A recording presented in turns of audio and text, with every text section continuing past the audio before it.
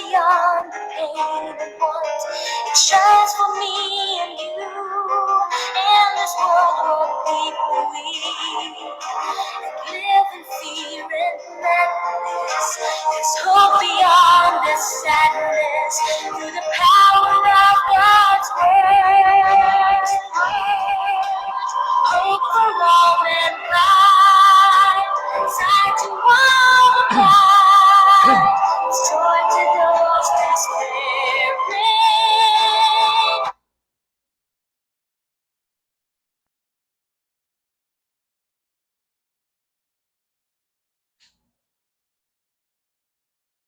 It's flowing, it's carrying, it sets our spirits free. God's word is hope eternally.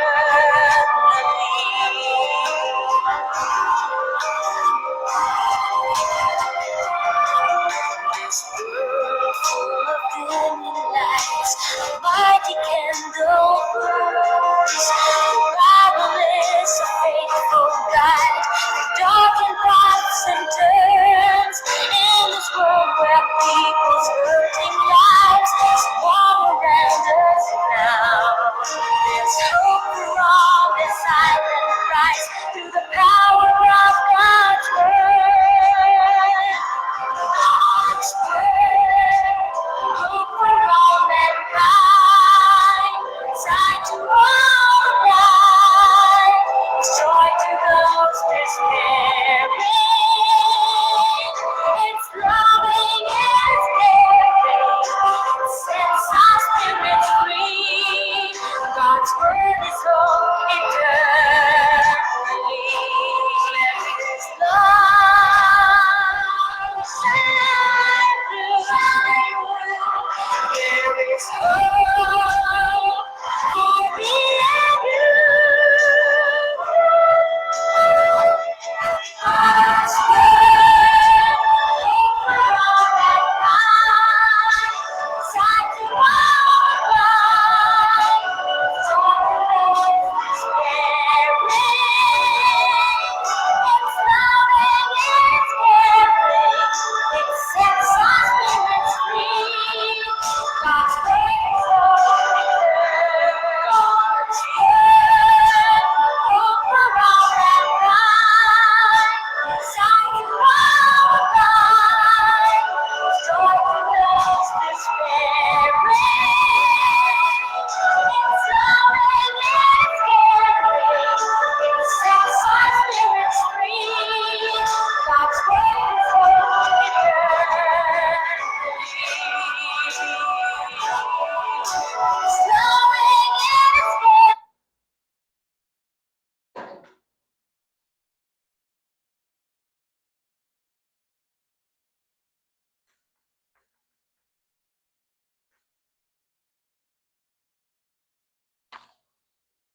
Alright, so tayo po ay magsimula na at manalangin po tayo para po sa pagsisimula ng ating gawain ngayon pong gabing ito. At hello po, no? Sana po okay ang ating sound, no? Paki-check na lang po at paki-comment kung tayo po ay may problem sa ating sound. At paki-check na lang po para sa ganun po ay as I speak, no? Baka mamaya ay wala po tayong audio, no? So paki-ano na lang po mga kapatid. Sana po yung ating audio is working good. Alright, so tayo po ay manalangin. Let's pray. Our dear Father, Lord God, marami pong salamat for giving us this once again opportunity, Lord, para po sa amin. So we can have our Bible study tonight sa pamagitan po, Ama, ng live video, sa pamagitan po ng Real KGB Believers. At ito po isang avenue, Lord God, para po i-preach ang Word of God. At yung mga desires namin na matuto ay dito po ma-fill up. At salamat, O God, sa provision, Panginoon, ng kalakasan, kalusugan, kakayanan na gawin po ang bagay nito. Panginoon Diyos, Ikaw po ang itinataas, dinadakila sa gawain ito, Panginoon. Salamat po, in Jesus' name, Amen. Okay, so again, so start po tayo muli para po sa isang subject natin ngayong gabi. At ito po yung about prayer, no? So, ito po isang practice na ng maraming Christian. At of course, isang bagay na kung saan po ay ating sinasabi sa Panginoon ang lahat ng mga bagay na gusto natin sabihin sa Kanya. At sabi nga ng Bible sa Philippians chapter 4, to start with, no? Ay mag-start po tayo sa verse na ito, sa Philippians 4. Ang sabi po niya dito sa verse number 6. Okay? Very prominent verse. Sabi ng Bible, be careful for nothing, but in everything, by prayer and supplication with thanksgiving, let your requests be made known unto God. And the peace of God, which passeth all understanding, shall keep your hearts and minds through Christ Jesus. Okay? So, ito po yung prayer, no? Sabi ng Bible, prayer and supplication with thanksgiving. Prayer and supplication with thanksgiving. So, ang prayer is basically asking God, A-S-K, ask and ye shall ask and you shall receive, seek and you shall find, knock and it shall be open unto you. It's asking, it is asking God for whatever needs that you have, no? Isa po 'yon. And then secondly is supplication, asking God supply, and thanksgiving, kasama po sa panalangin ang pagpapasalamat. At included din po, mga kapatid, yung bagay na we can confess our sins to God, no? Now, we have at least 10, okay, 10 things that prayer does, no? So, ating pag-uusapan ngayon, ang prayer, mga kapatid, is from us, no? Talking to God in heaven. And through prayer, we can receive answers to our prayer. So, heaven will answer our prayers. Sabi nga ng isang statement, it is prayer that moves the hand of God that moves the world. Man, prayer is powerful. Makapangyarihan po ang panalangin. So let's move on. Number 1, prayer brings us into God's presence. Let's go to the book of James, chapter 4, verse number 8. Prayer brings us to God's presence, no? So, dinadala tayo ng panalangin sa presensya ng Panginoon. In James chapter 4, verse 8, the Bible said, draw nigh to God, and He will draw nigh to you. Cleanse your hands, ye sinners, and purify your hearts, ye double-minded. The Bible said, draw nigh to God. Ibig sabihin, through prayer, we can be close to God. We can have a closer, sabihin natin, intimacy, no? Ito yung pagkakataon para po malapit tayo sa ating Panginoon. It is through prayer. Kaya nga po, importante ang panalangin because kapag tayo nag-pray, na-recognize natin na ang panalangin ay isang bagay na nakakapasok tayo doon sa kapangyarihan at presensya ng Diyos, no? So prayer is needed to every one of us. So we can go to the presence of God. Okay, second is prayer strengthens us in times of weakness. Sabi ng Bible sa Isaiah 40 verse 31. Isaiah 40 verse number 31. Okay? Alright? Argent, pwede mong basahin para sa ganun meron kang part sa ating Bible study ngayon. Isaiah 40 verse number 31. Isaiah chapter 40, verse 31. But they that wait upon the Lord shall renew their strength. They shall mount up with the wings as eagles. They shall run and not be weary, and they shall walk and not faint. Amen. The Bible said, they that wait upon the Lord, okay, so we can do that in prayer, shall renew their strength. They shall mount up with wings as eagles. They shall run and not be weary. They shall walk and not faint. So, ano ibig sabihin nito? Prayer strengthens us in times of weakness. So, merong panahon tayo po yung nangihina, no? Panahon tayo po yung walang lakas. At yung kalakasan natin, nakukuha natin sa Panginoon. It is through prayer. So, ibig sabihin, kapag tayo kumakausap sa Diyos sa langit, isang bagay na pwede niyang i-provide sa atin ay ang ating kalakasan. So, it could be spiritual strength, no? It could be emotional strength. It could be physical strength. It could be mental strength, no? maraming strength na kailangan natin sa mundong ito para tayo po'y mag-survive at magkaroon ng kakayanang lumaban, no, sa anumang pagsubok na meron tayo. So prayer strengthens us in times of weakness. Hindi lamang po ito nagdadala sa atin sa presensya ng Diyos, kundi po sa pamagitan ng panalangin, we can ask God to strengthen us. No?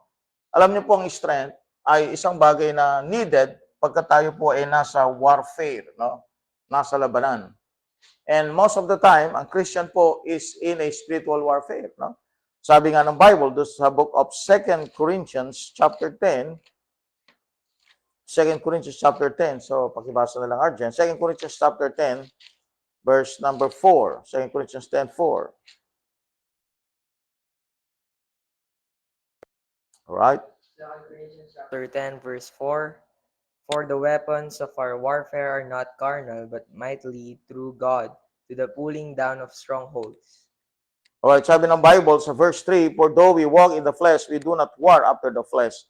For the weapons of our warfare are not carnal, but mighty through God to the pulling down of strongholds. You see that? May mga strongholds. And how can you fight, no? And also battle with those strongholds, except you have that strength, no? That strength na kailangan mo to fight against spiritual forces comes from God, no? Sa Diyos. We cannot create that strength, but God can give us that strength. And prayer is a source to get that strength, okay? Number 3 is prayer gives wisdom, according to the Bible. So this number 1 is, James. James chapter 4, verse 8. Okay? This one is Isaiah 40, verse number 31. Kopyahin nyo na lang po, mga kapatid. Ano? Isaiah 40, verse 31. Alright? Prayer gives wisdom and direction. Alright? You go to James 1:5. Alright? Arjan, please read us. Book of James, chapter 1, verse number 5. James chapter 1, verse 5. If any of you lack wisdom, let him ask of God, that giveth to all men liberally, and upbraideth not, and it shall be given him. Amen, amen. Okay ba yung ating audio, Arjan? Working naman? Okay, so ang ibig sabihin po nito, mga kapatid, yung karunungan, no, na kailangan natin para sa ganoon, yung ating mga decisions ay mag-guide. At the same time, magkaroon tayo ng tamang decision because prayer gives us direction. There are times na marami pong mga choices. There are times na maraming mga avenues. There are times na maraming opportunities. There are times na maraming possibilities. No? May time na maraming chances. Kaya lang minsan, there are times, sabi ng Bible, that there's a way that seemeth right unto a man, but the ends thereof are the ways of death. No? So, hindi tayo pwedeng mag-lean sa ating karunungan. Kaya sabi ng Bible, trust in the Lord with all thine heart, and lean not with thine own understanding. In all thy ways, acknowledge him, and he shall direct thy paths. Lean not with thine own understanding. So, we need God to help and lead us. Lead niya yung ating isip para po kapag tayo nagdesisyon, umaayon to sa kalooban ng Panginoon Diyos. O hindi po tayo napapahamak. Because wrong direction will lead us to some problems. No? At yun po, minsan, nalalagay tayo sa mga situation na hindi natin gusto. No? At yung mga situations na yun, minsan, kapatid, na napakaraming kailangan natin para masolusyonan. At kung hindi tayo na mali, na misled sa ating sariling pag-unawa, hindi sana natin naranasan yung mga bagay na yan. But anyway, ang mga experiences yan will give us also understanding na importante po, mga kapatid, ang panalangin bago tayo dumako sa anumang mga bagay na hakbang natin gagawin sa buhay. So, importante po ang prayer because prayer gives wisdom and direction. That is in James chapter 1, verse number 5. Okay? James 1, verse number 5. Sabi ng Bible, if any of you lack wisdom, let him ask of God. Alright? So, kung kinukulang tayo ng karunungan, kakayanan, na tayo po ay sabihin natin magkaroon ng tama at eksaktong hakbang, importante po yung tayo po ay guided ng wisdom ng Panginoon Diyos. And God is very wise. Amen? Siya nga ang may-ari ng lahat ng bagay dito sa mundo. So kung tayo po ay guided ng Diyos, then napakahalaga po yun, mga kapatid, ng ating magiging hakbang ay magiging maayos. And it will produce good fruits sa buhay natin. Alright, James chapter 1, verse number 5. Sabi nga ng Bible sa book of Proverbs, wisdom is the principal thing, therefore get wisdom. And how can we get wisdom? It comes from God. Amen? So when we pray, right, we ask God in heaven to give us wisdom, then heaven will give us wisdom. Yun po yung sabi ng Bible, di ba? James 1:5. So hindi nagkakait ang Diyos ng karunungan sa mga taong humihingi ng karunungan. So kailangan po na tayo po yung marunong humingi sa Diyos ng karunungan. Amen? Lalo na kapag meron tayong pagpapasyahan, no? Minsan, meron tayong hindi magandang pakikipag-ugnayan sa tao, no? Ngayon, isipin mo, ano kayang magandang gawin sa kanya? Paghigantihan ko ba siya? Gumawa ba ako ng masama sa kanya?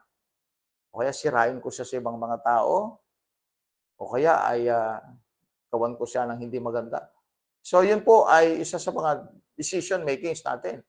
Pero kapag tayo guided ng wisdom ng Panginoon, mga kapatid, meron tayong magagawang tama na siyang dahilan para mahinto, no? Ano man yung problema o issue na meron tayo sa kasalukuyan. Okay? So you will need the wisdom of God. Number 4 is prayer brings peace in turmoil. So importante po 'yon. Remember, mga kapatid, every day we are tackling with different situations, no?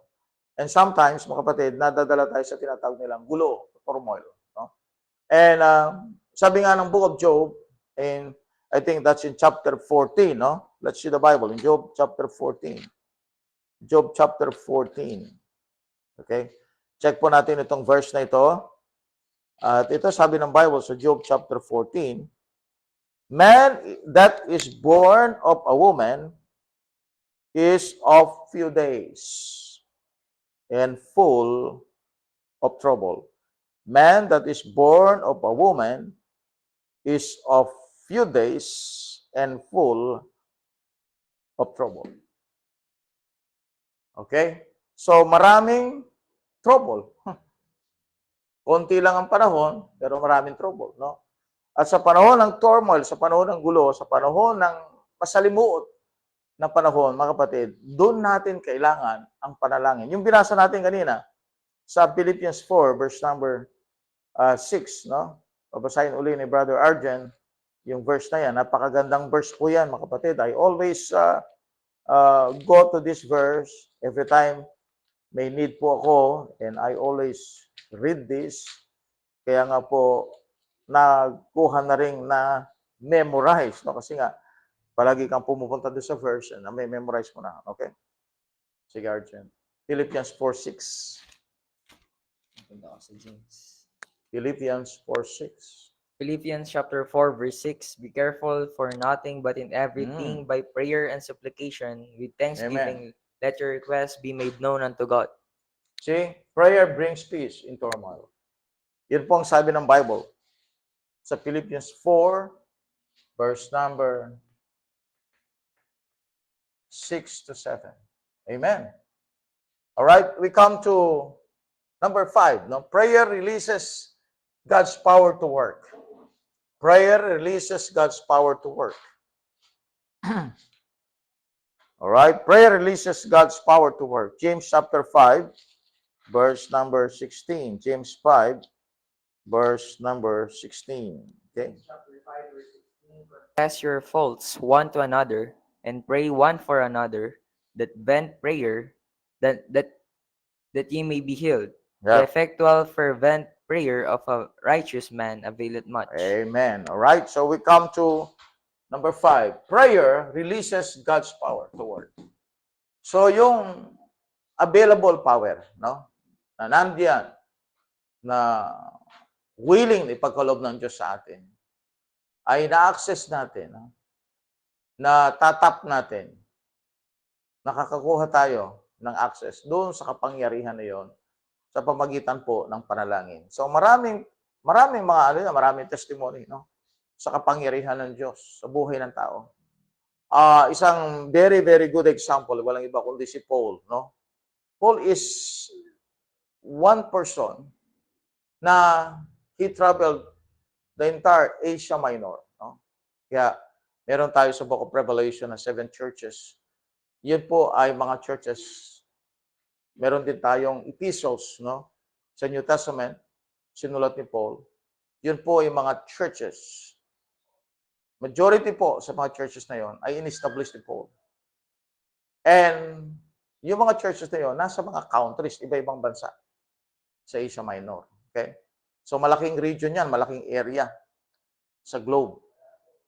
Pero nung panahon na yung mga kapatid, wala pong maraming mga technology, no? Yung transportation, very primitive, ginagamit bangka, kaya barko, pero very primitive, no? Lakad, no? Pero mga kapatid, ang Word of God, ang salita ng Diyos, na ipangaral sa maraming lugar. Maraming salvation. Maraming na-convert. Maraming naging disciples. Dahil po, sapagkat sa kapangyarihan ng Diyos. Not because of Him, but because of the grace and the power of God. No? Sinasabi ni Paul yan sa 1 Corinthians chapter 15, verse number 10. Corinthians chapter 15, verse 10. But by the grace of God I am what I am, and His grace which was bestowed upon me was not in vain, but I labored more abundantly than they all. Yet not I, but the grace of God which was with me. Yet that I, but the grace of God. So yung grasya, yung biyaya ng Diyos, nag-move yun, mga kapatid, yung kapangyarihan ng Panginoon, na siyang ginamit ng Diyos para masustain ang ministry ni Paul at magkaroon ng result, a massive result sa panahon niya. It is because of the power of God. The book of Psalms, chapter 62, verse 11, said something, no? Psalm 62, verse number 11. Alright, so good evening po sa inyong lahat. Welcome po kayo sa Real KJB. Ito po ang inyong lingkod, Pastor Jonathan Pascual. No? So, ito po ay isang pagtuturo na ginagawa po natin. At ito po isang ministry ng King James Bible Baptist Church. Okay, salamat po sa mga nanonood ngayon. No? Meron ba tayong mga viewers? Psalm 62:11. Alright? Psalm chapter 62, verse 11. God had spoken once, twice have I heard this, that power belongeth unto God. Amen. Power belongeth unto God. So power belongs to God. Yung kapangyarihan ay galing sa Panginoon Diyos. So we can access that power through prayer. Kaya nga po, tayo po ay may mga prayer meeting, meron tayong prayer vigil. Dapat ngayon may prayer vigil kami. Kaya lang kasi namimiss ko talaga yung Real KJB. So matagal ang panahon na hindi ako nakapag-Real KJB. Kaya sabi ko, meron din tayong prayer vigil, kaya lang sa ibang araw po. No? So prayer releases God's power. James 5:16. Ang ginamit ng example ng Bible dito, yung kay Elijah. 3.5 years, walang ulan. He prayed for that. Nung gusto na niyang magkaulan, he prayed again. And God sent the rain, no? And that is through the power of God. He can hold the rain. He can also bring the rain. All about prayer. Sabi ng Bible, the prayer of a righteous man availeth much. Kaya nga po, ang isang tao nagpipray, no? Ang isang tao nagpipray dito sa lupa ay sinasagot ng Diyos. Alam ng Diyos ang ating pangangailangan. Importante rin mag-pray tayo. No? Upang sagot, specifically, ibigay ng Diyos yung gusto natin. No? At the same time, mga kapatid, sa pamagitan ng panalangin, nakita natin yung presensya ng Diyos, kapangyarihan ng Diyos, yung involvement ng Diyos, yung intervention ng Diyos, yung pag-include niya sa kanyang sarili para sa ating mga pangangailangan. No? Because nung tayo nagkaroon ng kaligtasan, Nagkaroon tayo ng relationship sa Diyos. So, yun po ang pinaka-importante sa panalangin. Nabibuild yung ating communication, nabibuild yung ating relationship sa Panginoon Diyos. Okay? Alright, so we have the 6, no? Prayer helps us resist temptation. Ito po importante, no? Sapagkat tayo po ay nasa laman pa. Kaya nga, si Joseph, nung siya po ay tinempt ng Potiphar's wife, hindi niya hined on yun. Tinakbuhan niya yun, no? Sapagkat po mahirap, no? Kumarap sa temptation. And we need God to give us the power to overcome temptation. And ito po ay sinasabi ng Panginoon, no? Maging po doon sa panahon siya po ay kukrusify na. No? Because yun yung great temptation na ang Panginoon, pwede niyang sabing, hindi ko gagawin. Possibility yun, no? Pero dahil gusto niyang mag-yield doon sa kalooban ng Panginoon Diyos, at yun doon yung temptation na pwede siyang mag-give up, no? Pero nanalangin siya sa Panginoon. Sabi nga ng Bible, yung sweat niya naging drops of blood. Wow. The sweat was drops of blood. Were drops of blood. And he told to his disciples in Matthew 26, verse 41. Sige. Matthew 26:41. Okay, pakinggan natin yung Bible verse. No? Matthew 26:41. Ito po ay about temptation. Okay. Matthew chapter 26, 26. verse 41.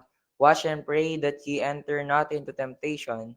The spirit indeed is willing, but the flesh is weak. See? The spirit is willing, but the flesh is weak. So, kailangan mag-pray. Watch and pray. No? So, yung watch, ibig sabihin po, you have to be in vigil, you have to be sober, you have to be awake. Alright? Ibig sabihin, you have to be watchful.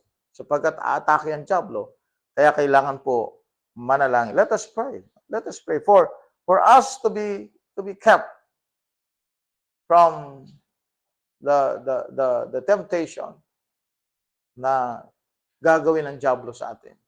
Because since we got saved, gusto niya na tayo bumagsak. Magkaroon tayo ng bad testimony. Magkaroon tayo ng galit, no? Sa anumang bagay, mas especially sa ministry. Gusto niyang mawalan tayo ng desires. Gusto niyang hindi tayo tumuloy. And that is the work of the devil. So, we can overcome that temptation through prayer. Okay? Now, number 7 is prayer purifies the heart. So, I like this one. No? Prayer purifies the heart. This is in Psalms 51, verse number 10. Okay?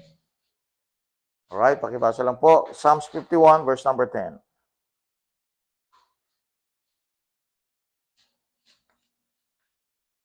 Psalms chapter 51, verse 10. Create in me a clean heart, O God, and renew a right spirit within me. Wow. Di ba magandang mag-pray? Bakit? Kasi dito, sa panalangin ni David, sabi niya, create in me a clean heart, O God, and renew a right spirit within me. So that purifies the heart. Kasi kahit saved tayo, mga kapatid, isang bagay na nangyayari sa atin, nagiging impure, no?